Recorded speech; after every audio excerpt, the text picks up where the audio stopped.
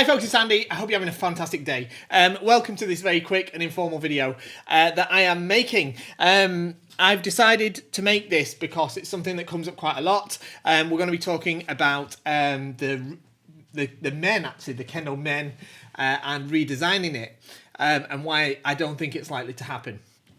I'll get into that in just a moment.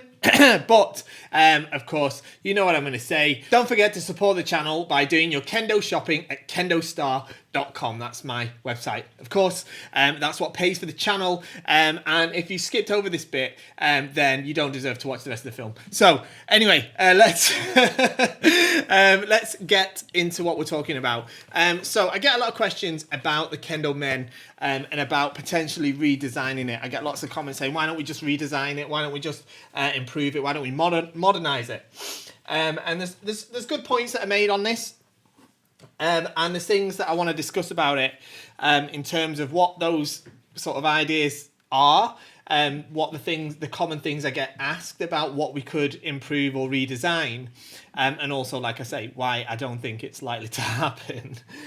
So the main things that people come at me and ask about in terms of redesigning the men, the first one, of course, is the mengane, this cage on the front. Okay, people ask me about redesigning that for even lighter materials or stronger materials, or like inserting plexiglass or something like that, some kind of screen instead of a cage, especially with the whole sort of pandemic virus control thing.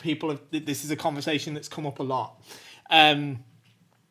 So yeah, that's something. There've been similar ones in the past as well. There was a company called Hasegawa made what was called a Mujin men. It was called Mujin, and that was a men that had an integrated plexiglass screen instead of some of the bars.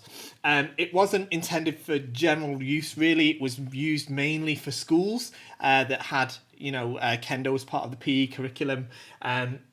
I don't think in the near 10 years that I lived in Japan, I don't think I saw anybody use one of those.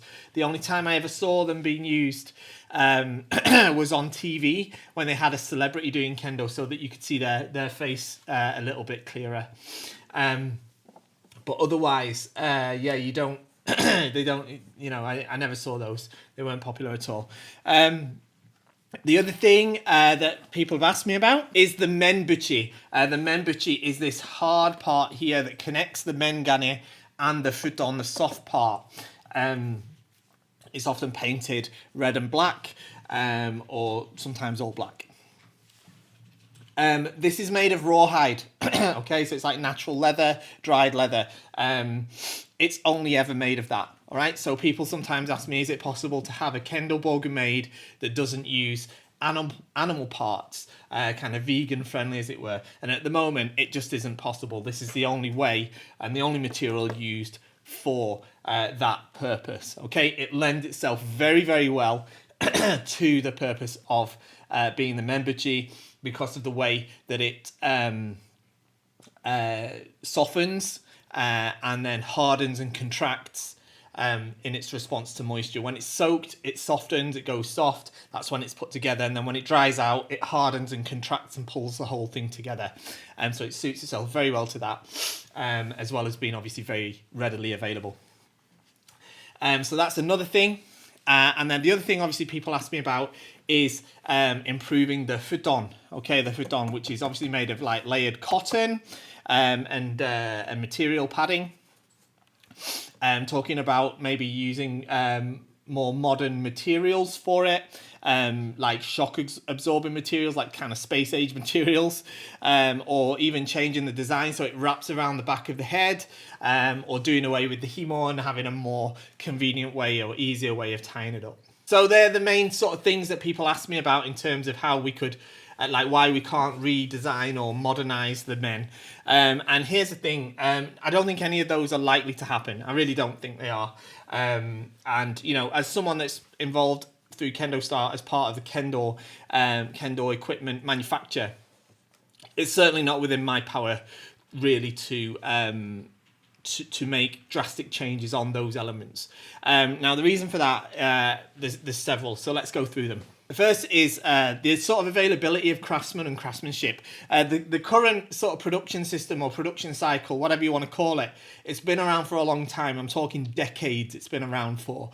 It's not as simple as, if you were to do something very, very drastic, like change the mengane to like a plexiglass screen or something, that would need to be, it would completely change how the men is put together. It would mean completely upheaving and sort of restructuring the current production cycle. It's not that simple, all right? I'm not saying it's impossible, but it's not as simple as saying, use a plexiglass screen instead of a mengane. It would change the entire construction process of the men itself. Which will then cause into question, of course, how we'd have to then figure out how it could be produced in a way that fits properly. That would all have to be started from scratch. Now, the thing is like, it sort of happened with door. Now, I'm shooting off on a bit of a tangent here, but originally, obviously, door were made of bamboo, and then later on, fiber door, which are made of compressed paper, and then later molded plastic door came about as well. And they became very popular. So like there's part of me that thinks, well, if it happened with door, why can't it happen with other parts of the Borgo as well? Well, then realistically, the fact of the matter is that bamboo door are very, very expensive. They're very expensive. And the advent of synthetic door, which looked almost the same as bamboo door. Don't forget, they didn't change the design of the door. They just changed the material it was made from. That brought the cost down, okay, and it appealed to everybody, okay. Changing the design of this so it looked different, that's a different story altogether. And as I'm going to talk about next, it's going to affect the cost as well. So, speaking of the cost, it would be extremely expensive to carry out some of these adjustments that we're talking about, these redesigns. Now, bear in mind, I'm not talking about small redesigns here. I'm not talking about maybe cutting the futon in a different way or stitching it in a different method, or even trying to use different materials for some of the parts. Especially like the sort of reinforcing leathers and stuff like that. What I'm talking about is completely redesigning the men as a protective piece. Like I say, for example, changing the mengane to some kind of plastic visor, or changing the futon so it's like a hard plastic shell, something like that. The cost of doing something like that would be extreme. It would be unbelievable. And not just the actual materials themselves. I mean, one example I can give you is there's a shock absorbing substance that's used in a lot of like protective equipment for other contact sports, things like ice hockey or American football, or in like crash helmets. They even use them in football boots. I've looked into that as a way of incorporating that even, but the sort of start out investment of that, you have to invest into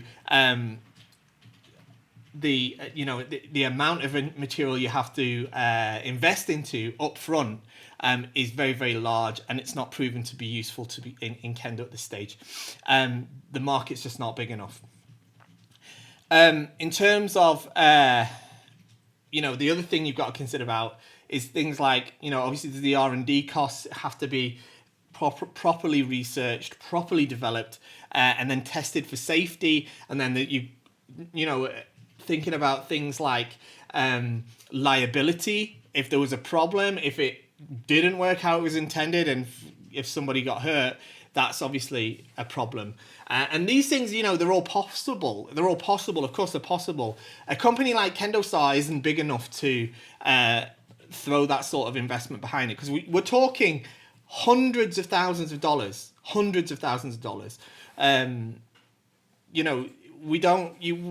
big in our field. We're very big in our field, especially considering we serve mainly the international market rather than the market in Japan. As a Kendo Borgo company, but we're not on like the level of like a huge sports production company, like a sportswear production company, something like, I don't know, like Adidas or something like that. We're not on that level, yeah, as much as I'd like us to be.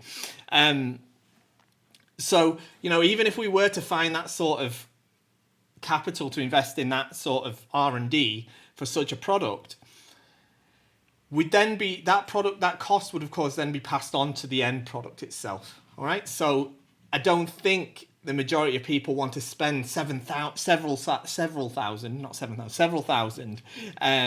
dollars or pounds or euros or whatever currency you're in on a single Borg set. Some people do. Some people will spend that on a Borg set. Usually a very prestige, somewhat traditional Borg set is usually the choice of people that spend that sort of money. But the idea of an entry-level Borg with these new design features would massively raise the entry cost of the Borg itself. And then the next problem, of course, is approval from the All Japan Kendo Federation or the International Kendo Federation. Of course, any new design like that, it would have to be approved that it could be used in a tournament or in Shiai. The regulations would have to be updated. That means the rule book would have to be republished. The whole, it would have to be approved by them so that it can be used fairly in Shiai. That's a massive thing. That's massive. Like I say, they literally need to reprint the rule book. They've just reprinted it last year because they changed the Shinai regulations. I don't think they're up for reprinting it again soon. Like I say, the thing is I don't think, and this is just my own feeling, right? The All Japan Kendo Federation have made provisions recently to the rules for kendo equipment about how they should be, and they don't want things that are quite sort of popular now with modern Borg sets, things like very short mendare or very thin futon that don't protect very well. In other words, my feeling is that they're not really looking to modernize kendo equipment. Okay, so attaining that kind of approval from them, I think in itself is something of a huge challenge. And then the other thing, of course, is the fact that the kind of point of view from the All Japan Kendo Federation, and I'd say in Japan in general, is they'd probably prefer to reduce things that stand out from the crowd, that look drastically different. And that leads me to the next point, really, which is the lack of demand for these changes. All right, the demand for the changes that people are asking for, clear plastic screens in sort of integrated into the mengane, different materials of the menbuchi, or sort of hard shell or special materials in the in the futon. Sorry, the relative demand for it is extremely small. Okay, it's extremely small. The majority of kendogu is sold in Japan. All right, so for such a redesign to work, it would have to be something that would take off in Japan in order for it to justify the investment and the time and effort that would have to go into developing such a change. And I don't think the demand for it in Japan is there. I don't think most Japanese kenshi are looking to wear something that's considered unusual. And I know it would become usual, is the hope, is that it becomes standard, but I don't think that there's an overall consensus to push things in that direction. Like I said, the Hasegawa Mujun men with the visor that was integrated to it, I never saw somebody wearing that. Never seen somebody wear that, except on the TV for that sort of, what was it, like a TV show where they wanted to see the face. The only time I've seen it a few times outside of Japan, but I never saw a Japanese person in Japan wearing that as their own personal private borgo. So I just don't think the demand is there. And here's the other thing, and this might be a little bit controversial, but the current design works. All right, the current design works. All right, maybe in the context of virus prevention in the current pandemic situation. Some improvements could be made. Things like the mask that's in this, it's got the plastic mask inside this one, for example, could potentially be made. But for the for the rest of it, and even then, this is probably better because it can be taken out, cleaned, and put back in. If you were to replace this with a visor, you'd have to clean the whole thing. Well, you're probably better off doing that anyway, though, having said that. But look, Borg is supposed to protect you, but not to the extent where you have no feeling, that you can't feel anything. It's supposed to sound a certain way when it's hit. It's supposed to, if hit with the incorrect technique, it's supposed to feel wrong. Okay, so that you understand what it's like to receive the strike from the wrong tenuchi, so that you try to improve it yourself. In other words, if we were to make Borga that was so protective you can't feel strikes, then why learn to do strikes with correct tenuchi at all? It's part of our learning process. Okay, it plays an important role in it. Okay, that doesn't mean that you should just say, oh well, you have to accept that you have to put up with bad tenuchi. That isn't what I'm saying at all. What I'm saying is that the Borga is perfectly adequate at protecting you from correctly practiced Kendo. We shouldn't, I don't think, make the Borga to protect ourselves against something that isn't correct Kendo. And then finally, the other thing that I think is a massive opposition to redesigning the men is obviously the concept of tradition. Now, this might not be a popular thing either, but I think it's still a fact.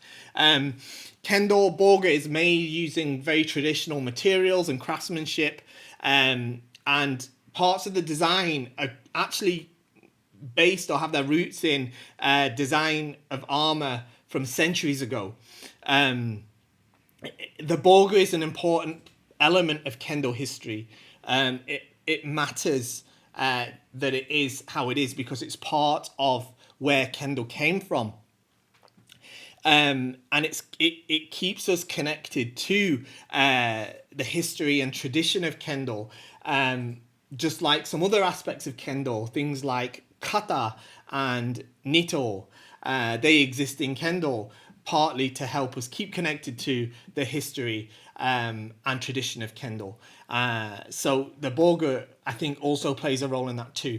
And just as I wouldn't want to kind of say that they need to be completely redesigned or removed or whatever, or tossed aside, I think the same for the design of the Borga, and I think that opinion is shared probably amongst many Kendoka around the world. So basically, to sort of wrap this up, like I say, it's more of a kind of ramble video this, but they're the points about the redesigning of the men. It's something that comes up quite a lot. People ask me about it, so I wanted to make this video really so I've got something to redirect that question to.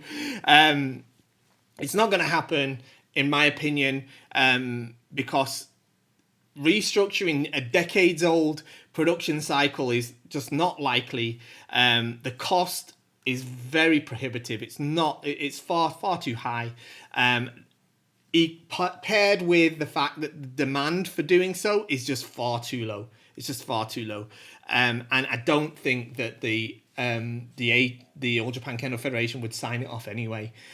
So for those reasons, as much as you might think that it's a good idea to redesign or completely modernize the Kendo men, and as much as I might agree with you on some points and disagree with you on others, I just don't think it's on the cards. I think we've got this design for the foreseeable future. I like the design as it is. It works. Just the last thing I think I'll say before we go, because it just occurred to me, if you find that it doesn't, it's probably not the Borga's fault. Okay? Now it seems pretty harsh, but things like maybe you could do with more pressure off your ears, or like I saw somebody ask about ear holes. If you tie your men properly, you don't need ear holes. Okay? If the men is tied properly, you do not need ear holes because there should not be pressure on your ears. Okay? Yes, A boga should be protective, but it shouldn't be protective to the point where you cannot feel anything, okay? Receiving strikes, understanding you've received strikes, feeling that you've received strikes is part of the learning process too, don't forget. Okay, I'm starting to ramble. I think that's where I'll end it. I hope that covers everything. Let me know in the comments what you thought, if you disagree, whatever. Thanks for joining me for today. Don't forget you can improve at Kendo very easily by liking, sharing, and subscribing. But not just that, subscribe means nothing. You've got to hit the bell. The bell is the Improve at Kendo bell. If you don't press that bell, you actually get better at Kendo slower. So if you want to speed that up, make sure you hit the bell. And then don't forget to support us by shopping at KendoStar. Thanks for watching. See you next time. Bye-bye.